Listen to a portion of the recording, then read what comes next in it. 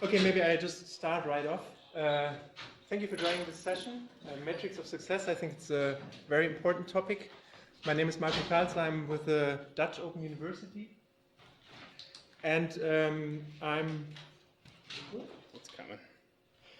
presenting today some work related to a national research project. We are conducting at the moment for 5 years a kind of meta-study on open education projects in the Netherlands.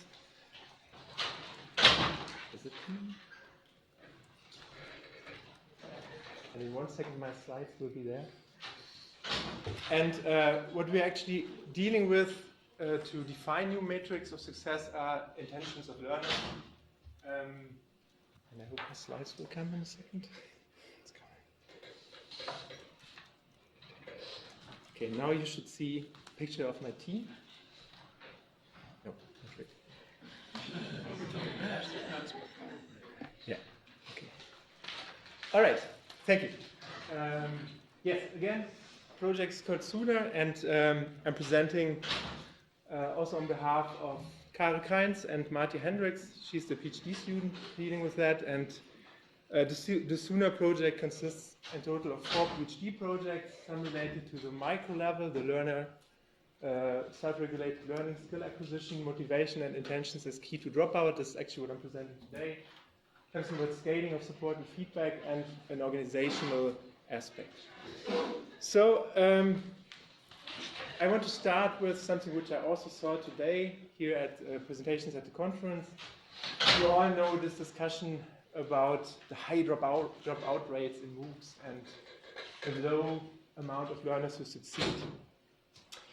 And after the initial hype of the MOOC, there was also a very, very fast disenlightenment that the MOOCs may be not so much worth as everybody seemed to assume. And if it were alone the media that are using this kind of measurements, I would not be worried, but there was also a lot of research actually using a very specific formal success measurement for MOOCs, and I really don't think that this is the way we should approach it, because actually MOOCs are coming from formal institutions, but for the learners they are non-formal learning opportunities. So we should think about different ways how to approach it. And it's interesting that the topic of dropout, already in 1973, Tinto and Cullen had defined that a very important limitation to the discussion about dropout then was that actually the perspective of the individual is ignored, and that such definitions of dropout who ignore the perspective of the individual have connotations of inferiority of the individual dropping out. And I think we are having exactly the same problem also in MOOCs right now. And we are currently looking at individual goal achievement as a new measurement approach for success in MOOCs. We're trying to find answers to questions like how can we measure goal achievement, what is a valid model for goal achievement in MOOCs, which factors influence goal achievement, what are barriers that hinder participants from reaching their goals, and what are implications for MOOC designers.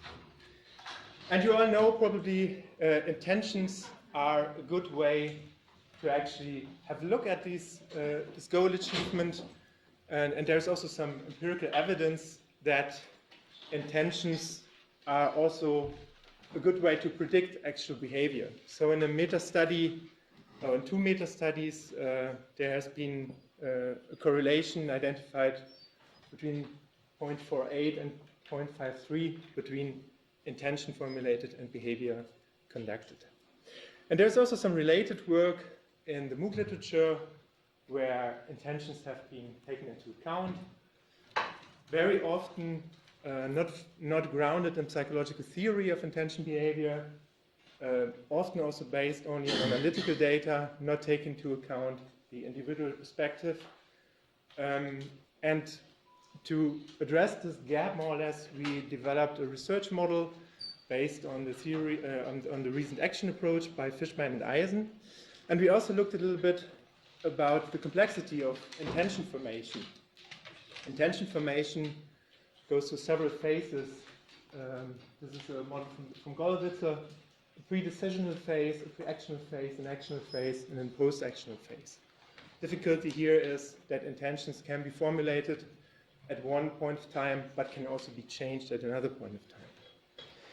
We also looked at models, how you can actually look at the people who have a gap in their intention and behavior.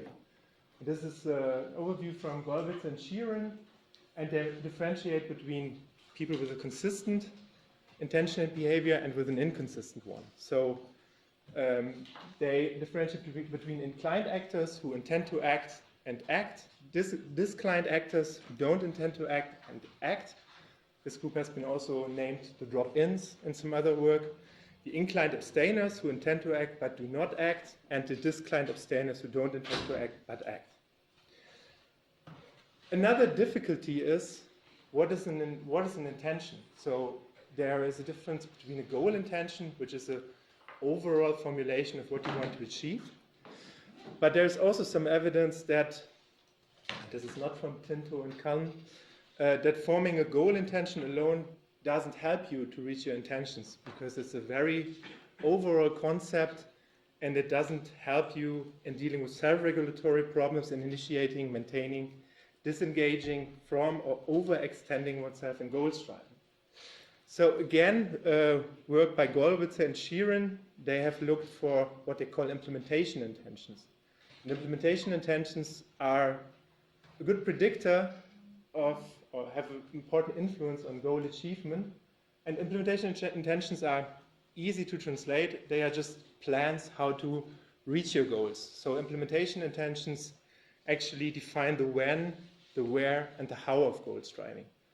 And there is a meta-analysis by Gollwitzer and Sheeran with around 8,000 participants, in which they saw that the effect size of implementation intentions is quite large, with 0.65.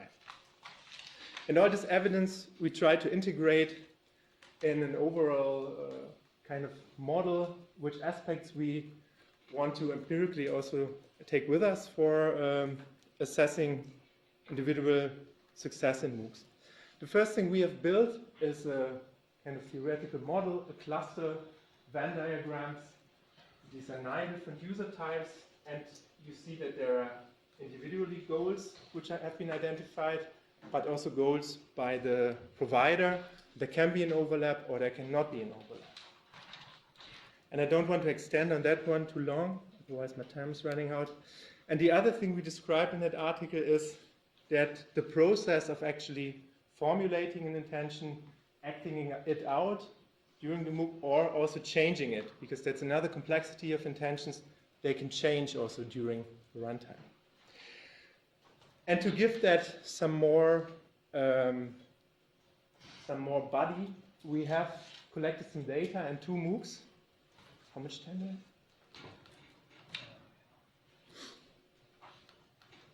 12 more minutes. Okay, great. We have collected some data in 2 MOOCs.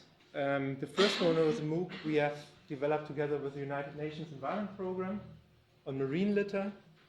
Attracted 6,500 participants, conducted on the EDX platform.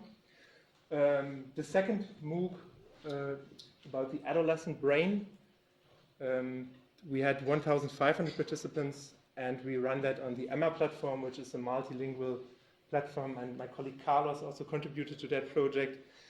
And yeah, we just finalized this MOOC 3 months ago, or 2 months ago. And we constructed several items to fit also to the design of the MOOC. So the first MOOC had 2 tracks, so we also had to build a scale in that sense that also could take into account this design. We had a leadership track and an expert track, and we built up an increasing scale of intentions: browse, download material, participate in some activities, up to, in the end, getting a certificate. This was then the highest goal. So we constructed it based on guidelines by Sutton and Fishbein and Eisen. We also reused some items by Rice, Thompson, and Planken about implementation intentions. We also constructed a lot of items related to barriers, which have been asked after the MOOC, in terms of what were the barriers that they encountered. to which degree were these barriers expected, did they have an impact, and could they resolve these barriers. And we also had a lot of background variables like socioeconomic profile, prior knowledge, lifelong learning profile, and ICT skills. So the first thing you are interested in is there correlation between intention and behavior. And the data have been collected in an anonymized way, so we had to match data from the pre and post questionnaire via an identifier that we constructed based on the socioeconomic profile. And yeah, we had very little matches, although we had quite a good response rate in the pre-questionnaire. We could only match 63 people from the marine litter MOOC and 86 people from the adolescent brain. As you can see, there was no correlation between attention and behavior for the marine litter MOOC, but there was a correlation of 0.34 for the MOOC on adolescent brain. So that was the first thing we analyzed for the conference. The other thing we looked at was how large is the intention-behavior gap? How large is the gap between the intentions formulated at the beginning of the course and the behavior at the end of the course? And you can see there a wide range, so it's going from 0 to -4 and to +5. These are the scales, and they're from -8 to 0.5. And 0 means you have achieved exactly what you had formulated. If you had less, you had achieved less. If you had more, you have overachieved more or less. And this kind of approach for me completely changes the picture. Just to give you an example, the MOOC on marine litter had 6,500 participants, of which 4,000 started, and we have 400 certificates. So in a traditional approach, you would say we have 10% of successful learners and 90% of dropouts. Are you serious? Just summing that up in groups which did less, realized intentions, or did more, a completely new picture is created by saying we have something like 50% inclined abstainers. These are people who actually achieved less than they had thought they could achieve. We have 28% of participants which actually acted out their intentions as they had formulated them. And we had also, and that's adding also something, 27% who did more than they expected. So I think that adds a different way of looking at success to MOOCs compared to the left side. The same for the other MOOC, approximately 1,500 participants, 80 certificates, so 5.5% successful learners, 95% dropouts. And here you have a completely different picture. We only had 23% inclined abstainers, only 8% of participants who actually acted out their formulated intentions, and we had 68% who did actually more than they were thinking they do. And my original plan was now to also introduce you some results of a regression analysis, but based on a small sample, I'm not able to really tell you what factors actually influence this intention-behavior gap. So that will be done with some more data. I think by looking at success in MOOCs from an individual perspective, we have new options for understanding success in MOOCs also more objectively, and we take into account the special character of a MOOC as a non-formal learning activity. At the same time, I think individual success measurement also helps us, for example, to identify a powerful instructional design. How was the course designed to let people go over their intentions? At the same time, how was the course designed? And I also know, at least have some evidence, why many people did not act out their intentions for the marine litter MOOC, because it was just much more work than we had expected. That was one of the feedback. Another aspect is that not all dropout has implications for course design. In the barriers part of the questionnaire, we also see that a lot of reasons for dropping out have actually nothing to do with the course. So why should we take it into account for the course design? It doesn't make sense if we take into account that there were problems at the workplace or with the family. I mean, I think we should take these kind of problems out of our success measurement. And last but not least, of course, the approach also has many limitations. So first thing is that self-reported behavior, of course, needs to be also triangulated with some data from learning analytics to really see what kind of activities have been done. So self-reported behavior is not very reliable. Another problem is that there is some evidence that the time span between measuring the intention and the behavior can actually have a negative influence on the reliability of the data. We also have a potential survival effect through the survey participation, so it's more likely that the more motivated people participate in these surveys, so that's another limitation. Last but not least, we also have these dynamics in the intention formation, so it's a question if we also have to take that into account. And another problem also with the approach is that actually the quality of the intention behavior gap is not really taken into account. It's much more work to say I do some activities and go through the certificate rather than say I just browse the course and do 3 activities. So these kind of differences between the different intention steps also needs to be taken into account. And what I actually wanted to present here today is actually what of these factors influences the intention behavior gap in MOOCs, but I'm afraid we need some more data for that. Thank you very much.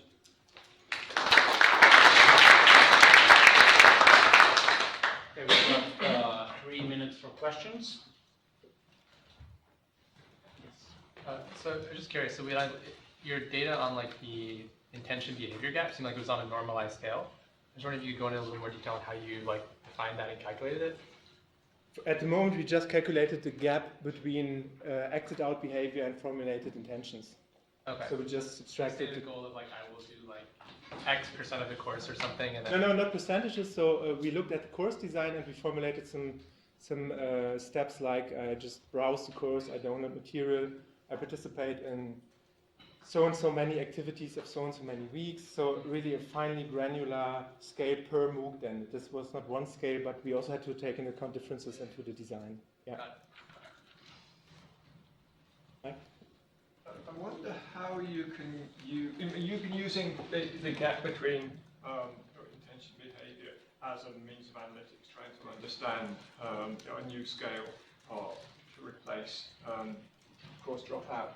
I wonder how you could use it to enable successful learning, because the more that you could get learners to set goals and intentions and then help them to meet or surpass those goals, the more successful they're likely to be as learners. How could you turn it round and feed that back to the learners themselves? So the first thing to that answer would be that we see if we can replicate stuff that has been evidently influencing in the intention behavior gap in other domains. There's a lot of research in health programs, for example, the research on implementation intentions.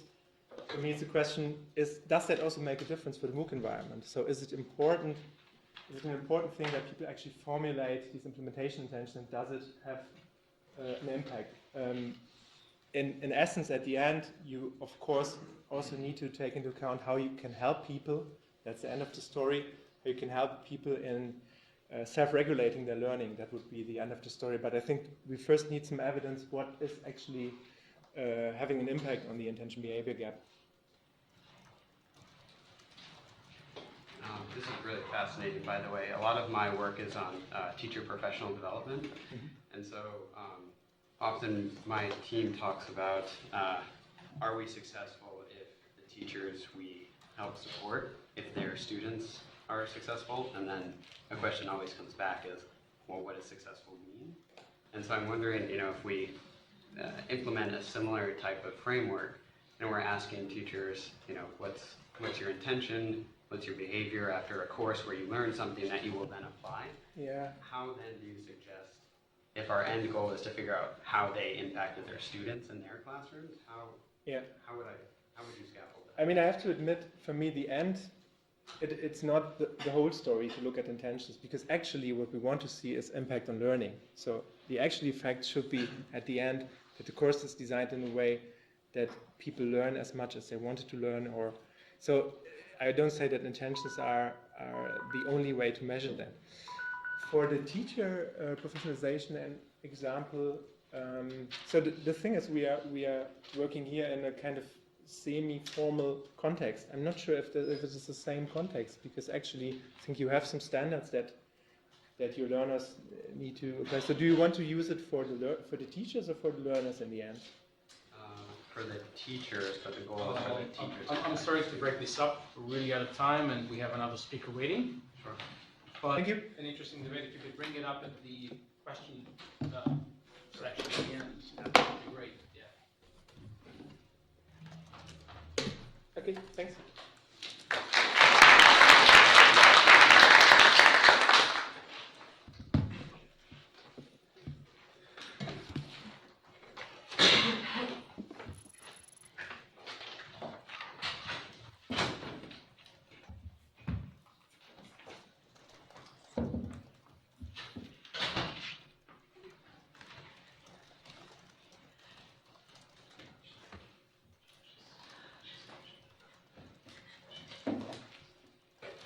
Sorry, so I guess I have to set it up. Sorry.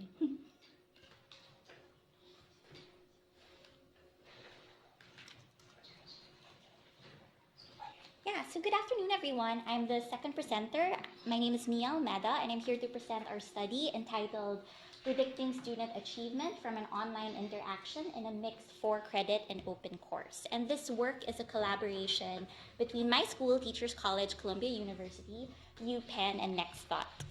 So first, to introduce my co-authors, my advisor, Ryan Baker, who's in the room, and some great folks from NextThought, Joshua, Chris, Greg, and Rob Reynolds, who all helped in the implementation and analysis of this study. So why this interest with 4-credit and open courses? Well, when we look at the research on online learning, we'll see that this has really diverged into two major topics. So a lot of studies have been interested in success in 4-credit courses. For instance, whether engagement in content activities or engagement in online discussion forums lead to student achievement among those who have enrolled in a 4-credit basis. And in parallel, a lot of other studies are interested in success in MOOCs, just as Marco has presented, particularly around MOOC course completion and whether this has been predicted by a number of factors, such as social network participation or self-efficacy. But little work has really been done on comparing MOOC learners to 4-credit learners. And it's difficult to understand how findings in one subcategory can help inform the other. Now, what we do know is that there are differences between 4-credit and MOOC learners. So Cloud talks about this funnel of participation where there's a steep dropout rate in MOOCs. And in contrast, in 4-credit courses, there's a more sustained forum participation. So knowing that there are differences in engagement, these groups could also vary in their student learning.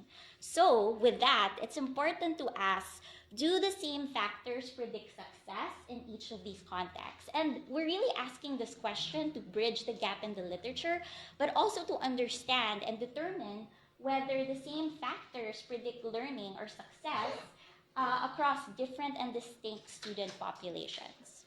So we studied this issue in the context of the NextThought online platform, which is an appropriate context because it caters to both 4-credit and non-credit learners.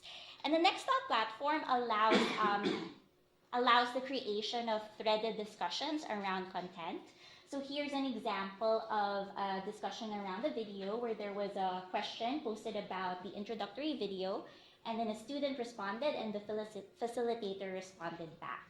So in this platform, 4-credit and open students both take the same course concurrently and sharing the same resources and the same discussion forums. Now, we collected our data from students who enrolled in an online humanities course during the spring and summer terms of 2015, resulting in 143 4-credit students and 90 open students. So in terms of their performance criteria, which is our definition of success, the syllabus mentioned the following. So for the open students, they were told that they would earn a badge if they got 200 out of 350 points. So we used this criteria as a cutoff in our model. So students passed if they got 200 points or more.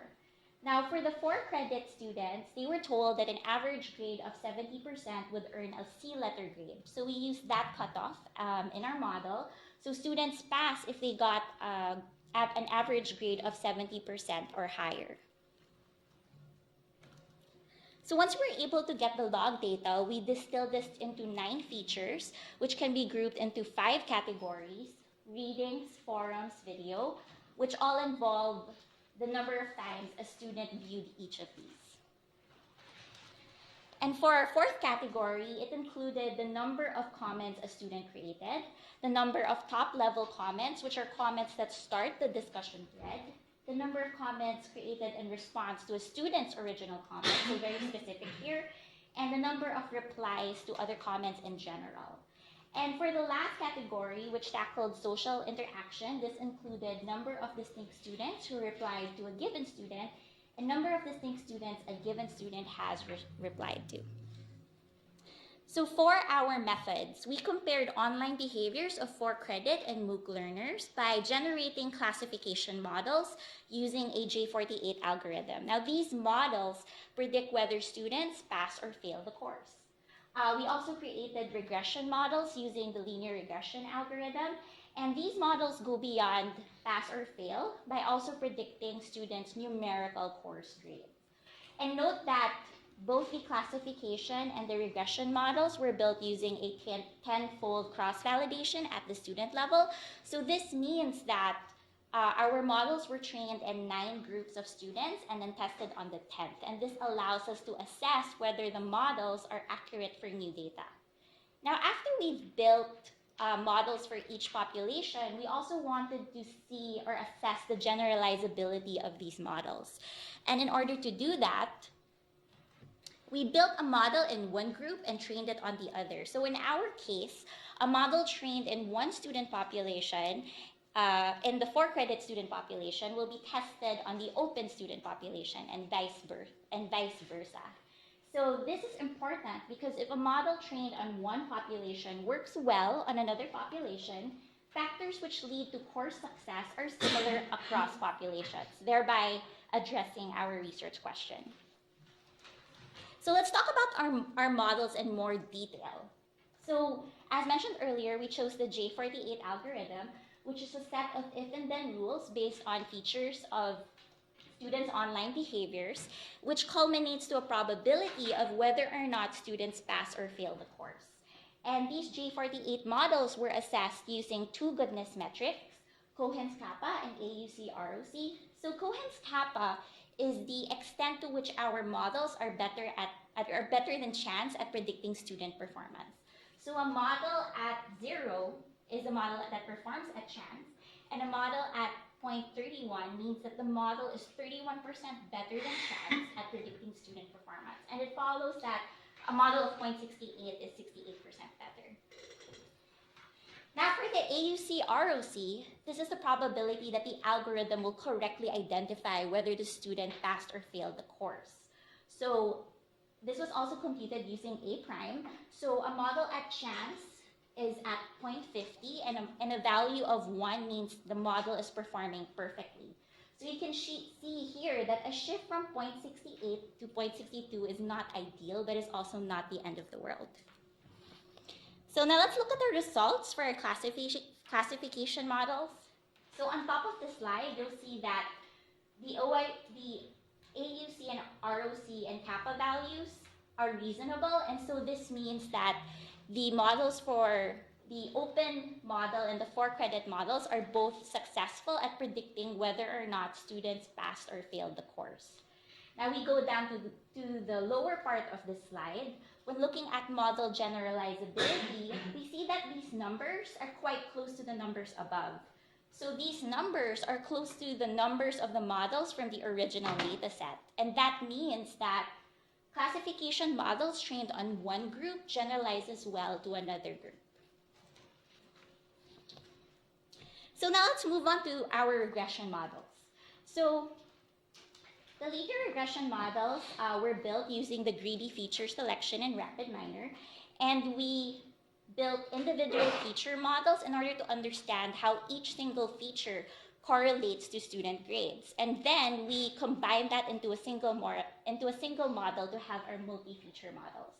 So both the individual feature models and the multi-feature models were assessed using cross-validated correlations, whereby positive correlation means that the relationship between the testing data and the training data are consistent, and negative correlations means that the models from the training data set performs worse than chance when applied to new data, so unlikely to generalize to new data. And we also use the root mean error square. So now let's take a look at our results. For the open student population, we see here that each individual feature was significantly predictive of student grades. And when we combined these features into a single model, it achieved a cross-validated correlation of 0.59 and a root mean square of 0.26. And with this high level of a cross-validated correlation, this means that this model is likely to generalize well to new data or to new open students. Now let's move on. Now once we juxtapose these findings, we see here that from the single feature model to the multi-feature model, number of comments that were replies to other comments and number of comments created in response to a student's original comments flip direction. This means that replying to other comments is negatively associated to grades, controlling for other variables.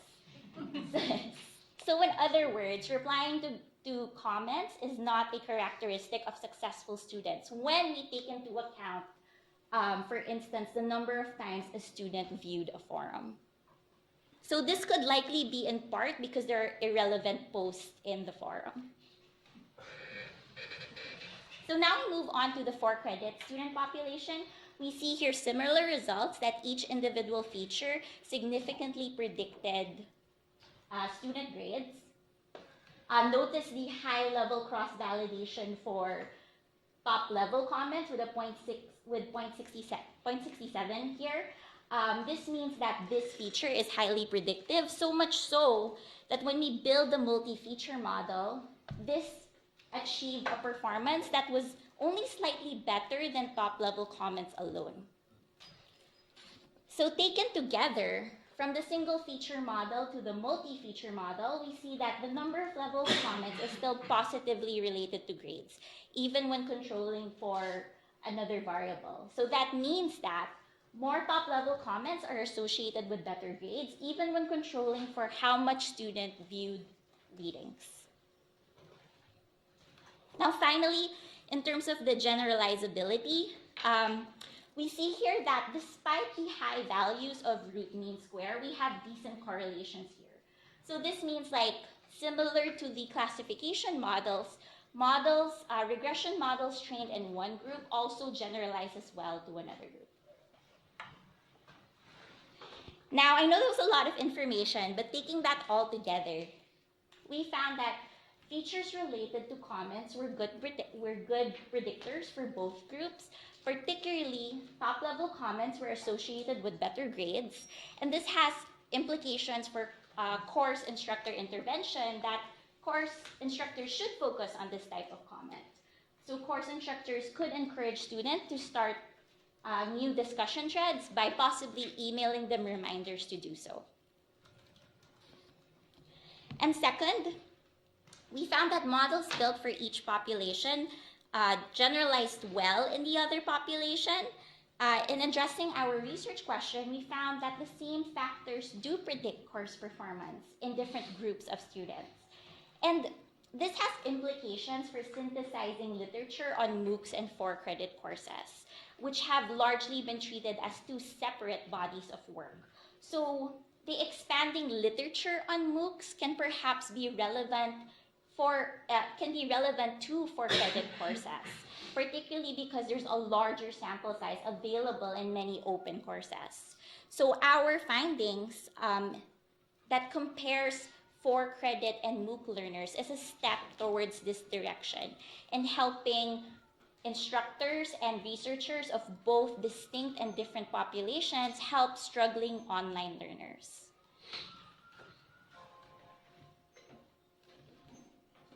And so that's it. That's our presentation. And just to, if you have any other questions, you can email me. And just to stuff plug our lab as well, you can see our Twitter at Baker EDM Lab, as well as our Facebook, and see our other work related to creating models to differentiate productive and unproductive persistence. So thank you very much for your time. Any We have time questions? for 3 questions. Anyone? Yeah. Can you go to the slide? Wasn't the impact on the answering comments, wasn't that negative in the one model and positive in the other? Right. I think you're talking about this one. Yeah. Yeah, so I think what we found was comments in general were predictive. However, certain comments are negatively associated to grades, while top-level comments in particular are positively associated. So I guess for our general conclusions, it means that course instructors can focus on a particular type of comments. Yeah, thank you for that clarification. Yes? So the way you're defining performance here for open students and For credit. you're defining them in a similar way. You're assuming that that's the outcome for both, and so I think it's not surprising that the same factors are consistent in both groups. I mean, you define them both in terms of number of points Right. they achieve in a course. So I don't know. For instance, if you want 5 points, you have to post to forums. So those who earned it as open students or 4 credits, they're going to be posting on the forum. Right.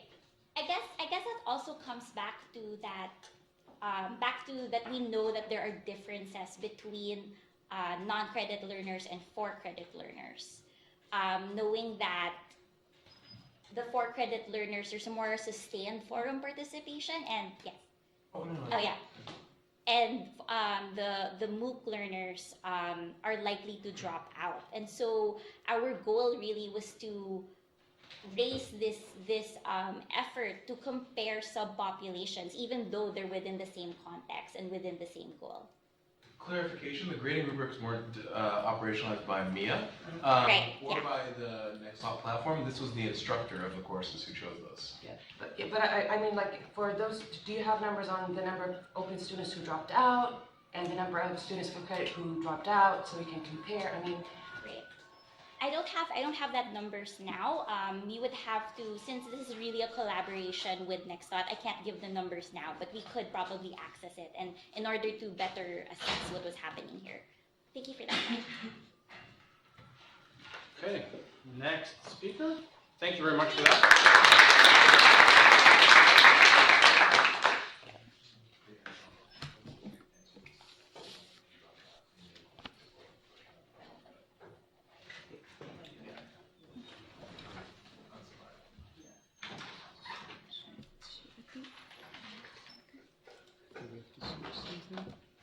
To Center point of the houses.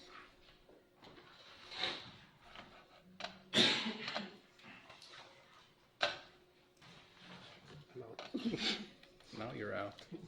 Sorry. I see something there.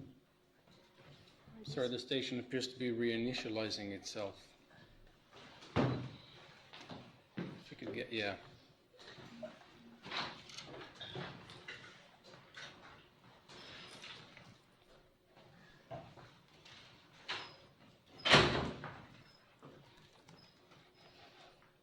Knocked out.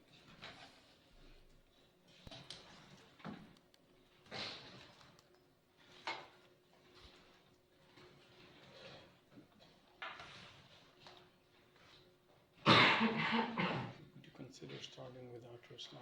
yeah, or I Just can use my introducing- computer. Does that work? We can try. Right now we have nothing, so. can use my computer, maybe that will work.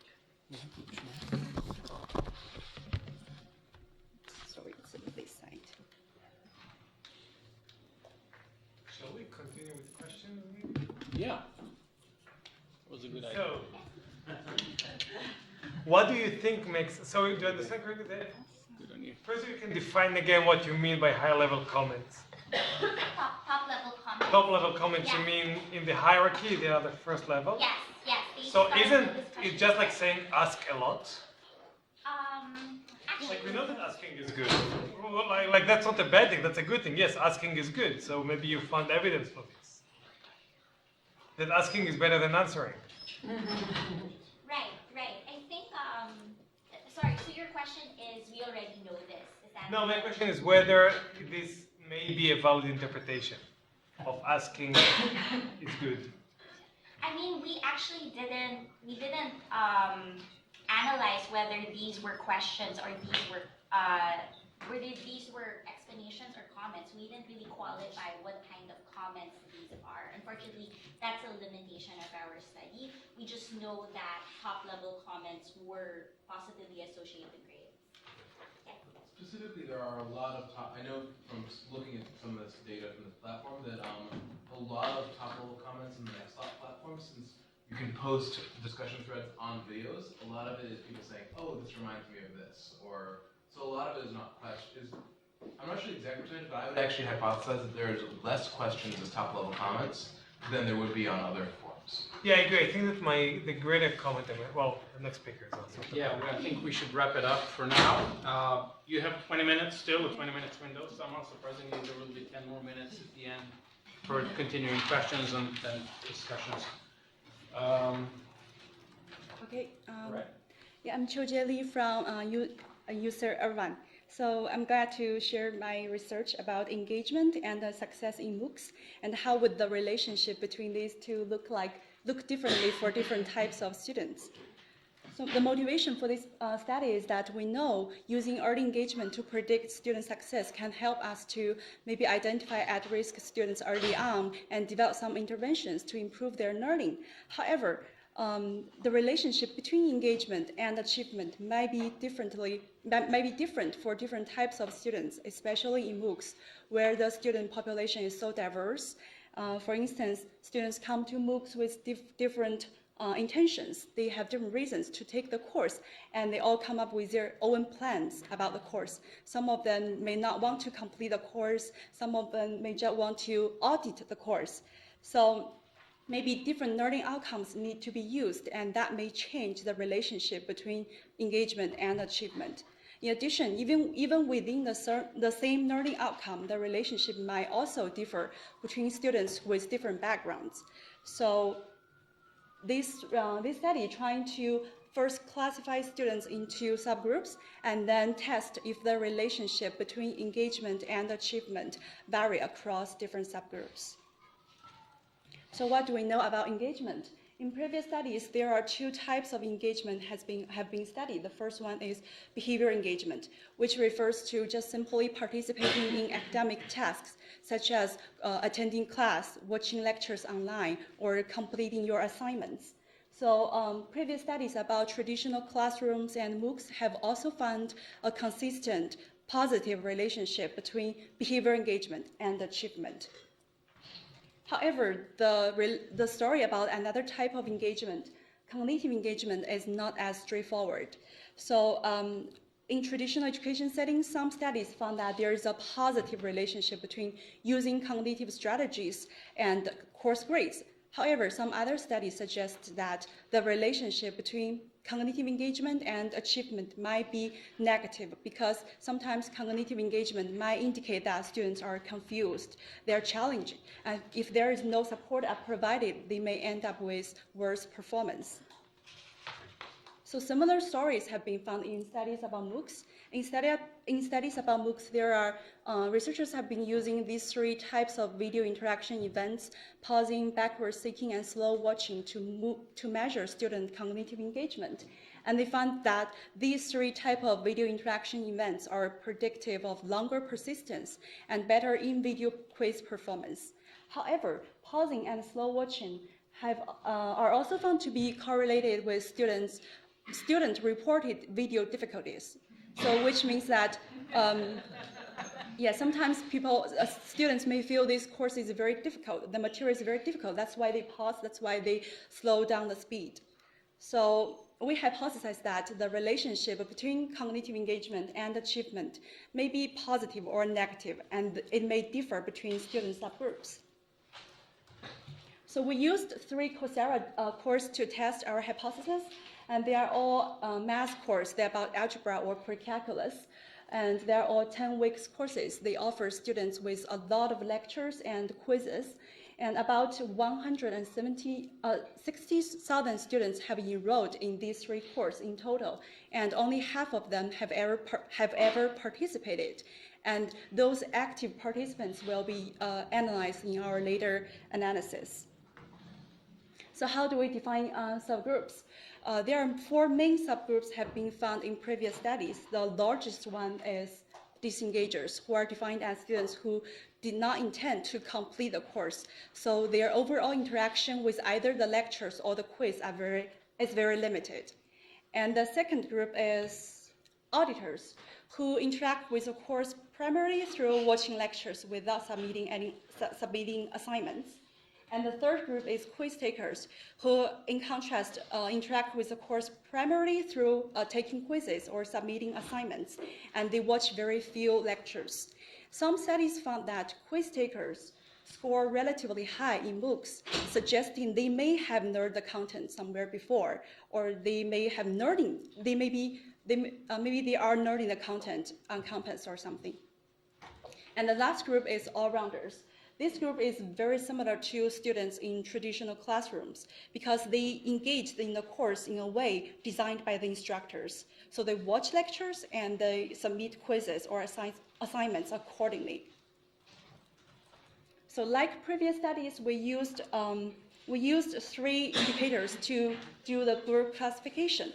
The first one is lecture coverage, which means among all the lectures available, what fraction the student have accessed it. And we also used the quiz coverage.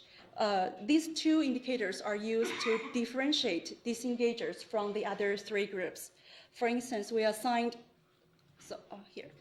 students whose lecture coverage and quiz coverage were both below the course average into disengagers.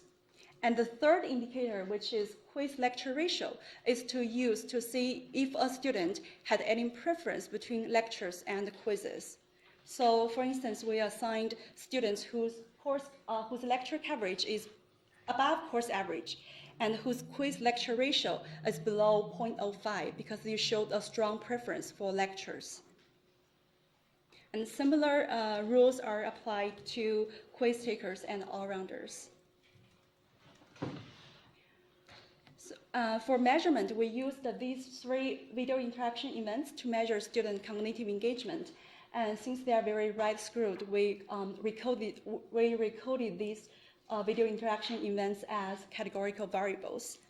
And for behavior engagement, we used these commonly used 2 indicators to measure their behavior engagement, which is early lecture coverage and early quiz coverage. Since all the predictors are measured based on student behaviors from week 1 to week 5, so early lecture coverage just means their lecture coverage in the first 5 weeks.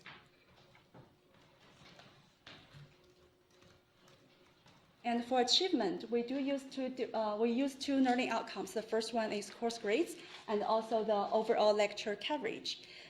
Since these learning outcomes all have a different focus. For instance, it is not appropriate to measure quiz takers' achievement by how many lectures they watched because they showed little interest in watching lectures. So when we talk about the results about overall lecture coverage, we will focus on the other 3 groups except quiz takers. So what do we find? Here's a graph showing you the scatter plot of lecture coverage and quiz coverage of one course. And so the blue dots here represent disengagers, who represent the largest group in the course.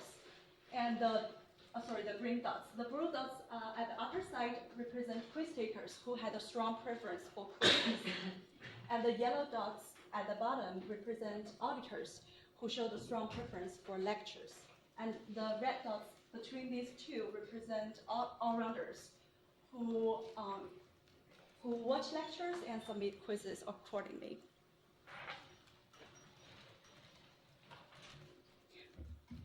Here's the regression result when we use course grades as a learning outcome.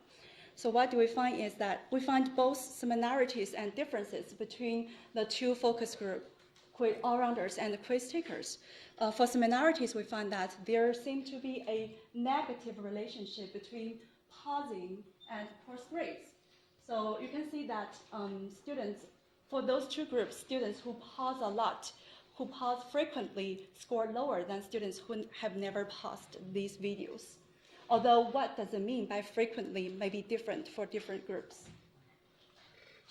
And for differences, we find that, first of all, slow watching is predictive of higher course grades for all-rounders and lower course grades for quiz takers. And another surprising negative relationship were found between lecture coverage and course grades for quiz takers. So this means that among quiz takers, students who watch more lectures score lower. Yeah, we will talk about that in the discussion. Okay, so when overall lecture coverage was used as a learning outcome, we found more evidence suggesting that the same engagement variable may predict the same learning outcome differently for different students. For instance, we found that early quiz coverage is predictive of higher overall lecture coverage for all-rounders and lower video lecture coverage for disengagers, although the coefficient is very small.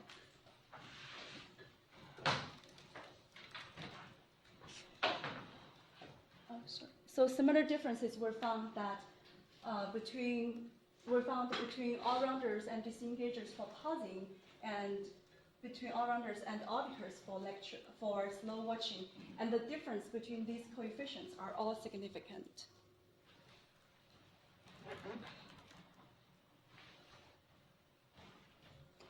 So in summary, we found for cognitive engagement might be positively or negatively predictive of course grade, of achievement.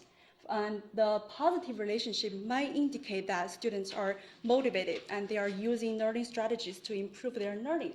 However, the negative relationship might indicate they are challenged or confused. And if there is no support provided, they may end up with worse performance.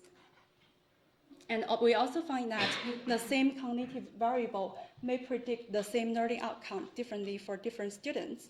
For instance, it is positive for all-rounders and negative for quiz takers. So one possible explanation is that the same behaviors may be driven by different reasons for different students. It could be the intrinsic motivation that drive all-rounders to slow down the speed, and could be the confusion that drive quiz takers to slow down the speed. And for behavioral engagement, we found that it is positive for most subgroups and most learning outcomes. But at the same time, we do find some significant negative relationship between behavioral engagement and achievement. And but the negative relationship is not that surprising if you take into account the characteristics of that specific subgroup. For instance, quiz takers might be students who have learned the content before. So among quiz takers who do watch more lectures might be less familiar with the content. They may have more problems with the quiz or the assignments, and that's why they go back to watch the lectures. So that's one possible explanation. What can we get from the results? First of all, we think it's important to reconceptualize what is achievement and what is engagement in MOOCs.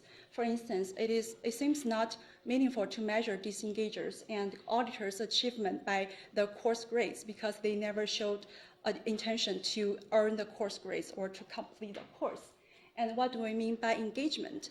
It seems not, for quiz takers, they don't have to watch, if they have learned the content before, they don't have to watch all the lectures. If we measure engagement by how many lectures they watched, we won't be able to capture the experience of those students. And in addition, we do find that the same engagement may predict the same outcome differently for different students. So how can we identify at-risk students if we only look at the overall picture of the whole student population? We may fail to identify some students who seem to be engaged with the course but are actually confused or challenged by the course materials. So that's all for the presentation. Thank you very much. A few minutes for questions. Anyone?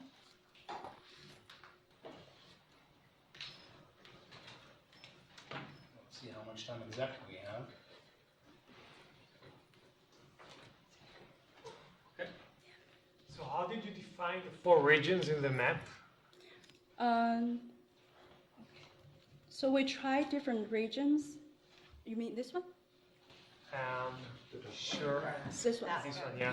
Yeah, so we try different ways because there is really no consistency in the classification standards or rules.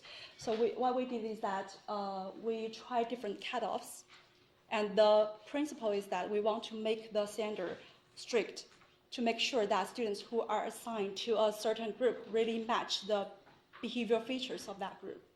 So we tried 0.05 or for instance, we tried for auditors, we tried 0.05 for the quiz lecture ratio, and also 0.25 for the quiz lecture ratio to say if the definition really changed the result. So overall, the sign of the relationship didn't change that much, except some results switched from non-significant to significant. Okay, so you have high sensitivity to these parameters. Yeah. Okay, so and you did not do any clustering to see whether they are more natural groups. Yeah, we didn't do clustering because we want to make sure that every student assigned to a group really matches the behavior of that group, match the standard. Okay. Yeah. Thank you. About the groups, I still have a feeling that they are very different. I mean, all around us. How do you come to give them this name, and how far are they similar? You know, I think if you say disengage, okay, that's on a different level than quiz taker, that's a specific activity. I mean, I have a feeling that also the success of this depends pretty much also on how you define the groups, right? Yeah, so I think it's similar to the first question. Okay. Yeah, so that's yeah, we tried. So we tried different cutoffs. Does that make sense? And then we also. What I meant is actually, I mean,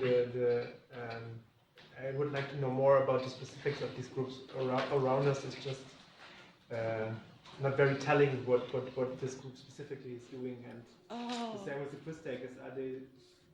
So you want to see like how they behave in the course? There's some more information about the specifics of these groups. Are the quiz takers the people who only focus on quizzes, or I mean? So the naming is somehow a little bit. Okay, I think we name it this way is in line with our classification rules. Okay. Yeah. Yes. And just to follow up on that, it's always a difficulty going from data to labeling, because those people who are in the quiz taker area could be for 2 very different reasons. Either because they know all the material and they just take the quizzes because they find it easy, or they're finding real difficulty in following the material, but they still want to test themselves. So unless you sort of unpick that, it's often very difficult to understand why people fall into a particular category. For example, do you know how many of those people had English as their first language or second language? If they were finding difficulty in following the video because English wasn't their first language. Okay, I see your point. Since we do try to connect this data with the survey data, but since the response rate for survey data is so low, we were not able to really capture any like backgrounds of those students. Do you at all see, do you know the people in those categories, they stayed in there the entire time, or were there any shifts from one to the other? Yeah, that's a good question. So we, here's, I have a graph to show you.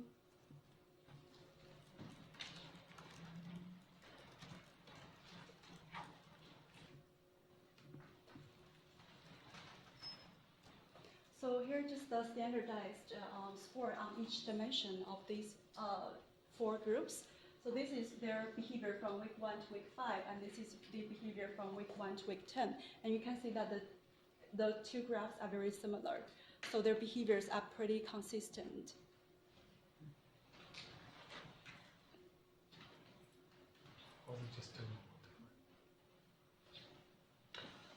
Any other questions? In that case, I think we're done. Thank you very much.